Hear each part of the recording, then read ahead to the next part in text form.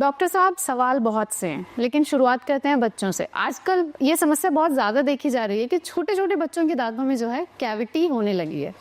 तो ये एकदम से इतनी ज़्यादा क्यों बढ़ गई है? क्या रीजंस हैं कि बच्चों के दांतों में जो है कैविटी ज़्यादा बढ़ रही हैं, और क्या ये आगे चल के भी कुछ नुकसानदायक हो सकती है? बच्चों में कैविटीज़ देखी जा रही हैं, और जैसा आपने कहा कि इसकी इंसिडेंस बहुत बढ़ गई है, ये सही है। और इसमें सबसे ज़्यादा जो रोल है वो फूड का है। जिस तरह से जो चीज़ें बच्चे खा रहे हैं, जैसे आजकल देखेंगे कि बच्चों के हाथों में छोटे पैकेट्स होते हैं चिप्स के, नमकीन के, बच्चों को दे दिए जाते हैं कि इससे ये शांत रहेंगे। हाँ। और कुछ साल पहले तक ये देखा जाता था कि कोल्ड ड्रिंक के बॉटल्स भी बच्चे लेके घूमते रहते थे। अब तो ये कम हो गया। इसकी वजह से क्या होता है कि हर वक्त उनके मुंह में एक एसिडिक एनवायरनमेंट होता है। ये जो चीज़ें हम खाते हैं, जैसे तो बैक्टीरिया इनको फर्मेंट करते हैं। They are easy carbohydrates, basically simple carbs हैं ये जी। और ये बैक्टीरिया जो होते हैं माउथ में, ये इनको इजीली एसिड बना देते हैं इनसे, और जिससे कि ये दांत गलते हैं। ओके। तो फ्रीक्वेंट फूड एक बहुत बड़ी समस्या है बच्चों के साथ, कि हर वक्त मुंह में कुछ ना कुछ है और वो चलते फिरते खा रहे हैं, और वो चीज़ें दांतों से चिपक रही हैं, दांतों में एसिड, माउथ में एसिड बना रही हैं। एक एसिडिक एनवायरनमेंट है। प्लस बच्चों के दांत बहुत छोटे होते हैं, उनमें एनामल भी कम होता है, तो इसकी वजह से भी ये दांत जल्दी ख़राब हो जाते हैं। As early as like 2 years, 2 साल के बच्चे, 2.5 साल के बच्चे भी हमारे पास आते हैं जिनके दांतों में कैविटीज़ की प्रॉब्लम। आपने बात की बच्चों के दांत छोटे होते हैं और वो जल्दी ख़राब हो जाते हैं, क्योंकि उनमें मिनरल कंटेंट, साइज़ छोटा होता है। जी जी।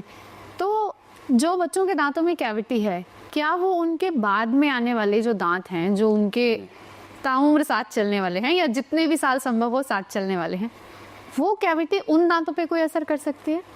बिल्कुल कर सकती है। बहुत रेयर सिचुएशंस होते हैं जिनमें आपको इमीडिएट इफ़ेक्ट्स आते हैं, बट वो बहुत कम है, मे बी 1%, उससे भी कम। बट ज़्यादातर ये देखा जाता है कि अगर दांत ख़राब हो गए हैं बच्चों के, और अर्ली लॉस, मतलब उन दांतों को निकालना पड़ जाए या वो दांत गिर जाएं वक्त से पहले, तो उस सिचुएशन में दांतों में क्राउडिंग आती है। क्राउडिंग का मतलब ये है कि जबड़ा छोटा है और दांत उस हिसाब से ज़्यादा हैं, या अरेंजमेंट उनकी जो है वो आगे पीछे है जी। तो ये एक प्रॉब्लम लेटर ऑन आ सकती है कि क्योंकि बच्चों के दांत ख़राब हो गए जल्दी, जगह खाली हो गई है, तो जगह खाली हो गई, जिसकी वजह से जॉ ग्रोथ प्रॉपर नहीं हुई, और उसकी वजह से क्राउडिंग जी आ जाती है दांतों। डॉक्टर साहब, आपने कहा कि एक उम्र के साथ साथ दांत आते हैं, सारे दांत अभी बच्चों में नहीं आते हैं, तो बच्चों के दांत हिलते भी बहुत हैं।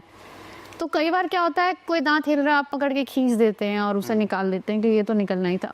क्या वो करना चाहिए? वो कितना ठीक है आपकी ओरल हेल्थ या दांतों के?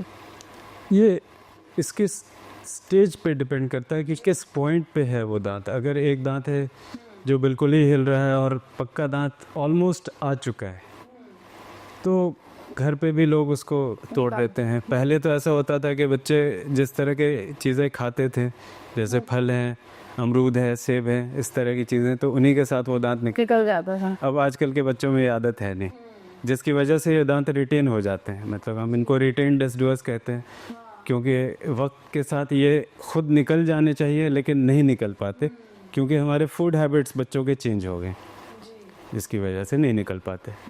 तो घर पे इन दांतों को अगर सेफली निकाल सकते हैं तो किया जा सकता है, बट उस स्टेज पे जहाँ पे कि ये बिल्कुल लूज़ हों। हाँ। अदरवाइज आप प्रोफेशनल हेल्प लीजिए। हाँ, या फिर डेंटिस्ट के पास। दूसरा दांत आ चुका हो, दूसरा दांत आ चुका हो और दिख रहा हो माउथ में, तो बेटर है कि मिल्क टूथ को हटा दिया जाए, बेटर है। नहीं तो कई बार उसकी पोजीशन डेविएट हो जाती है, वो अपनी जगह पे नहीं आता। कई मामलों में ये भी देखा गया है कि बच्चों के मिल्क टूथ जो हैं, दूध वाले दांत निकलते नहीं हैं, वो ऊपर शिफ्ट हो जाते हैं और नए दांत आ जाते हैं। वो किस समस्या? ये शार्क टीथ कहते हैं उनको। जैसे शार्क होते हैं, शार्क में रोज ऑफ टीथ होते हैं, लाइक 3 rows ऑफ टीथ भी हो सकते हैं। तो उसी चीज़ को देखते हुए बच्चों में अगर ये है समस्या, तो इसको शार्क टीथ कहा जाता है। रफली 10% बच्चों में देखा जाता है ये। शार्क टीथ का मतलब यह है कि एक दांत परमानेंट है, उसी के जस्ट पीछे मिल्क टूथ है या उसके आगे मिल्क टूथ है, तो 2 रोज़ हो जाते हैं टीथ के, तो इसको शार्क टीथ कहते हैं। ये हो सकता है, और क्योंकि जैसे वक्त पे अगर दांत नहीं शेड होता तो ये सिचुएशन देखी जाती। जी एक वक्त होगा जिसमें दोनों ही दांत होंगे, मिल्क भी होगा और परमानेंट भी होगा, बिल्कुल। आगे पीछे। हाँ, तो इसके लिए कुछ ट्रीटमेंट होते हैं या उसको वेट ट्रीट करना कर है? देना चाहिए, नॉट ऑलवेज, बट इससे क्या होता है कि दांतों की अरेंजमेंट, कई बार दांत लॉक हो जाते हैं दूसरे दांत के पीछे।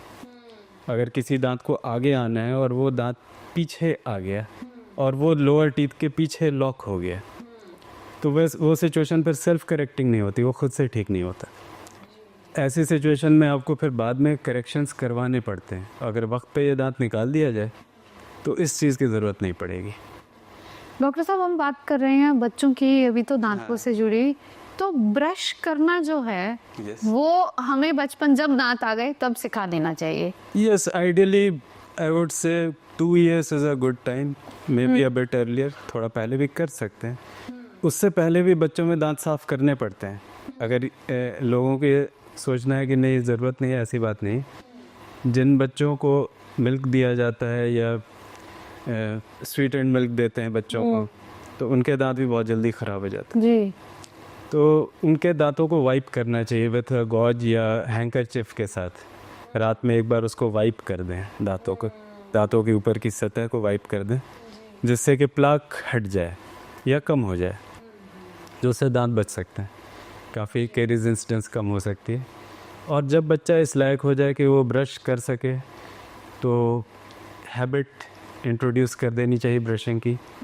बेस्ट तरीका यह है कि माँ बाप भी ब्रश करें, तो देख के बच्चा खुद कोशिश करेगा ब्रश करने की, वो इमिटेट करता है अपने पेरेंट्स को, बच्चे इमिटेट करते हैं। तो सिर्फ बोलना हेल्प नहीं करता कि जाओ ब्रश करो, बेटर है कि आप खुद ब्रश करें, तो उससे बच्चे में ये हैबिट आती है कि ये करना है। रात में कोशिश करें ब्रश करने की।